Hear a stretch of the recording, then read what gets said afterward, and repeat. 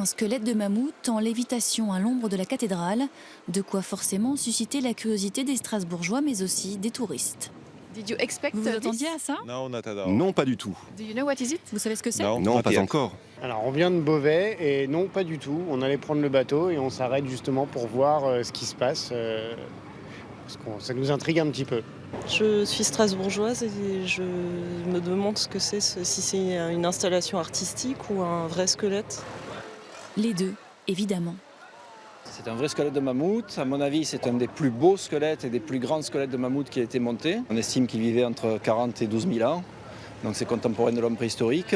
Et il y a plus d'une centaine de pièces à assembler. Un squelette trouvé en Sibérie il y a de cela 10 ans et racheté aux enchères par le groupe Soprema, spécialiste de l'étanchéité. Nom de code, Mammutus Volantes, pour cette œuvre monumentale commandée à un architecte lyonnais, dans le cahier des charges, de l'eau et le mammouth donc. L'idée, c'était de créer une installation scénographique qui puisse rendre vivant le mammouth qui est vieux de plus de 12 000 ans et de le rendre majestueux et flottant au-dessus du public et sur la place du château à Strasbourg. Et si la Soprema a choisi d'investir 500 000 € dans l'achat de ce squelette, cela ne doit rien au hasard. Le mammouth, c'est quoi? C'est déjà le logo de notre entreprise. C'est aussi notre produit phare qui a été créé par l'arrière-grand-père de notre président et qui a un peu une texture à l'époque où les gens disaient que ça ressemblait à un mammouth. Un mammouth volant donc, mais aussi une superposition de Caddy, place Broglie, ou encore un coquillage en bronze doré, place Gutenberg, baptisé l'origine du monde.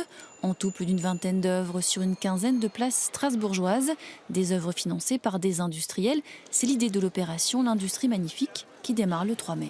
Chaque entreprise a fait le choix d'une place, chaque entreprise s'est associée à un artiste et ensemble ils ont essayé de créer quelque chose d'un peu exceptionnel.